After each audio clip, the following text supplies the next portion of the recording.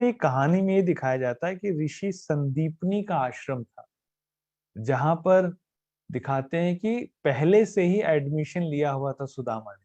Sudama senior थे कृष्ण से। तो जो संदीपनी ऋषि हैं वो बेसिकली, संदीप का मतलब होता है दीपक। संदीप माना दीपक होता है, दीपक माना पॉइंट ऑफ लाइट, परमात्मा शिव का सिंबल है। तो संदीपनी ऋषि के आश्रम में पहले से एडमिशन लिया हुआ उन्होंने, और उनको एक ड्यूटी दी गई थी सुदामा को, कि जो कोई भी आएगा उसको आप रिसीव करेंगे, उसको वेलकम करेंगे। कहते हैं ना, जितना अच्छा वेलकम होता है ना, उतना अच्छा हमारे अंदर एनर्जी आती है। तो सुदामा बहुत बुद्धिमान था, बहुत पढ़ने में बहुत अच्छे थे। तो सबसे अच्छे स्टूडेंट थे, इसलिए वहां के ऋषि ने उनको कहा कि जी आप सबसे पहले रिसीव करना। तो सुदामा का एग्जैक्ट मीनिंग है, सु माना अच्छा, दामा माना मूल्यों वाला, वैल्यू। दाम माना वैल्यू वाला, अच्छे वैल्यूज के साथ जो रह रहा है उसको सुदामा कहते हैं बेसिकली। सो उसमें दिखाया जाता है कि कृष्ण आते हैं और बलराम भी साथ में आते हैं। सो कृष्ण अपना हाथ बढ़ाते हैं दोस्ती का, तो सुदामा हाथ खींच लेते हैं और हाथ खींच के कहते हैं कि मैं अनजान लोगों से दोस्ती नहीं करता, बिना जान के, जानूंगा तभी करूंगा। तो उधर से कृष्ण का जवाब आता है कि आप मुझे दोस्त माने ना माने, लेकिन मैं तो आपको दोस्त मानता हूँ, मैं आपको अपना फ्रेंड मानता हूँ, क्योंकि मैंने आपको स्वीकार कर लिया। सो अब ये बात क्योंकि इसको अगर यहाँ देखा जाए तो जैसे हम सभी मधुबन जाते थे, दीदियों को, बड़े जो सीनियर दीदियां हैं और दादियों का एक्सपीरियंस सुनते हैं, तो उसमें सुनाते हैं कि बाबा बहुत सुंदर रिसीव करते थे और बड़े प्यार से, और कहते थे कि मेरे अंदर शिव को पहचानना आसान तो नहीं है। तो कृष्ण का मतलब बेसिकली दोस्ती का हाथ बढ़ाना। लेकिन जो अपनी बुद्धि का इस्तेमाल करेगा, सुदामा माना बुद्धि का इस्तेमाल करने वाला, वो परमात्मा से प्रेम की अनुभूति नहीं कर सकता कभी। तो यहाँ पर बाबा का बनने के बाद, शिव बाबा का बनने के बाद, संदीपनी ऋषि के आश्रम में एडमिशन लेने के बाद, हम सभी ब्राह्मण आत्माओं को अगर किसी भी तरह का डाउट है, किसी भी तरह की, जैसे कई बार होता है कि हम सेटिस्फाइड नहीं है किसी किसी भी बात को लेकर की, यहाँ जैसे सेंटर्स में होता है कि भाई कोई को बहुत पूछा जाता है, किसी को नहीं पूछा जाता, ऐसा लोगों को फील होता है। ऐसा है नहीं, लेकिन हर किसी को ठीक ही रिसीव किया जाता है, लेकिन सबके मन में भाव थोड़े अलग अलग बन जाते हैं सबके लिए।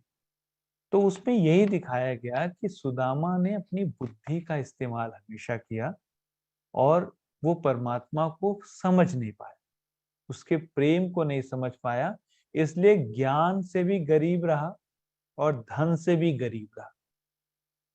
सो हम सभी आत्माएं भी जो बाबा के बच्चे बने हैं, अगर बहुत अच्छे से बाबा को समझना है, तो जो भी आपको निमित्त रूप से जो टीचर्स जो भी यहाँ सब देते हैं, उसको बहुत प्यार से रिसीव करना और उसको लेना है। सेंटर का माहौल बनाना है, अपने घर का माहौल बनाना है। और वो कब होगा, जब हम बाबा को अच्छे से पहचान पाएंगे।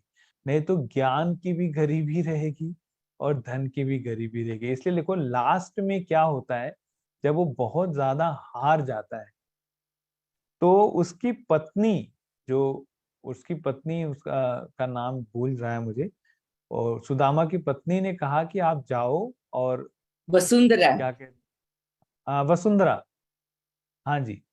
तो उन्होंने बोला कि आप जा करके कृष्ण से, क्योंकि आपके मित्र थे ना वो, तो आपको डेफिनेटली बहुत अच्छा कुछ देंगे, वो भूलेंगे नहीं, वो तो द्वारकाधीश हैं इस समय। सो कहता है कि मैं तो ऐसे तो नहीं जाऊंगा, हमारे पास तो कुछ है ही नहीं।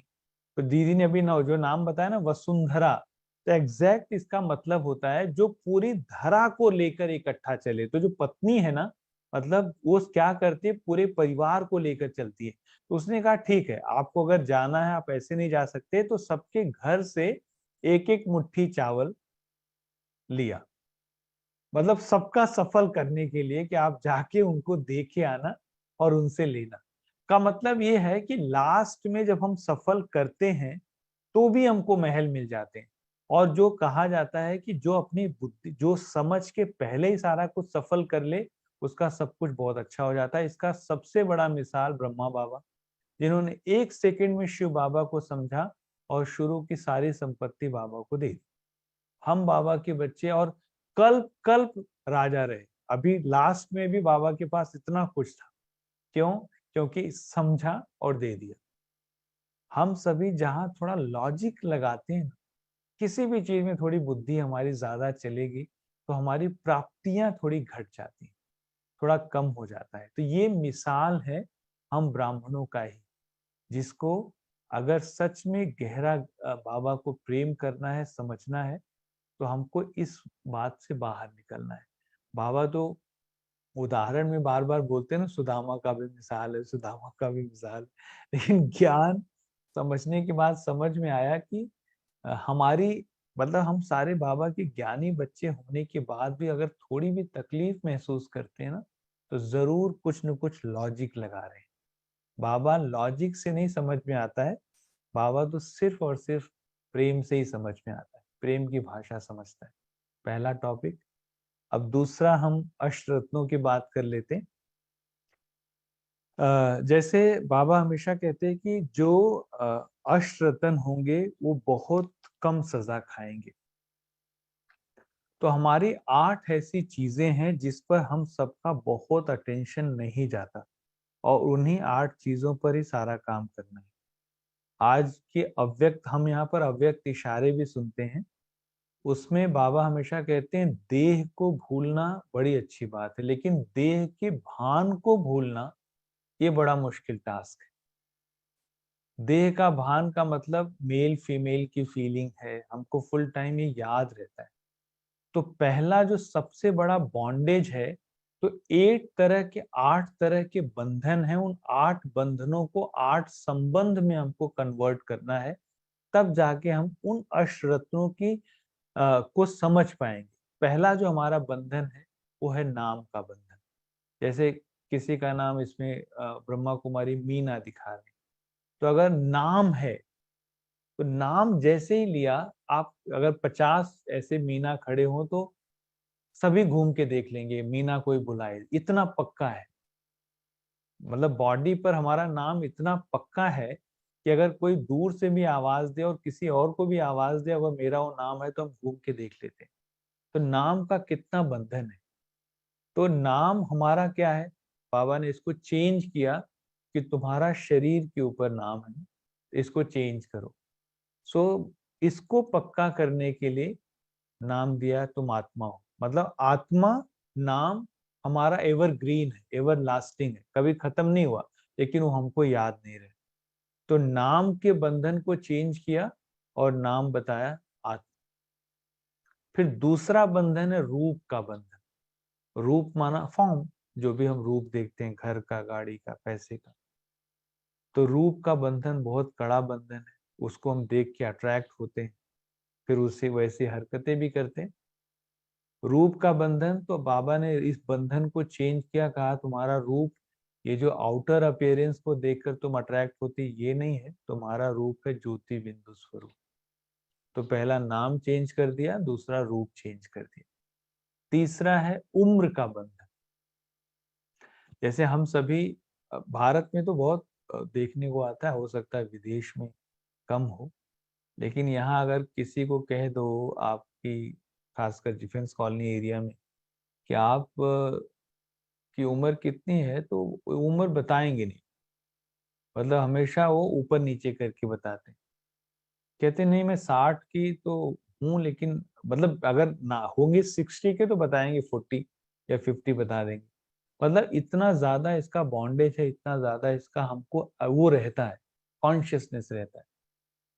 सो उम्र का बंधन बाबा ने खत्म किया, कहा आत्मा की उम्र क्या है, अमर। मतलब तीसरा बंधन जो संबंध में बदला, अमरता का। चौथा है, पहला नाम, दूसरा रूप, तीसरा उम्र, चौथा है धर्म का बंधन। धर्म सभी समझ रहे होंगे, रिलीजन का कितना है। आज अगर कोई जैनिज्म, बाबा का बच्चा बन भी गया तो भी किसी भी धर्म में है, तो थोड़ा बहुत तो उस धर्म के साथ अटैचमेंट तो हमारा रहता है ना। तो बाबा ने इसको चेंज किया। बाबा ने कहा तुम्हारा धर्म शांति है। अब हमको इस शांति वाला स्वधर्म कितना याद रहता है, वो हमको याद, जब तक वो याद नहीं रहेगा तब तक हमको बंधन फील होगा। तो धर्म का बंधन, फिर आता है कर्म का बंधन। कर्म का मतलब जो भी हमारा पद पोजीशन, डॉक्टर, इंजीनियर, जो भी हम जिस पोजीशन में काम करते हैं वो हमको याद रहता है। I am a doctor, I am engineer. So change किया तुम्हारा कर्म धर्म के आधार। तो धर्म के आधार से जब हम कर्म करेंगे तो हमेशा पीस की फीलिंग रहेगी। मतलब योर माइंड हैज पीस।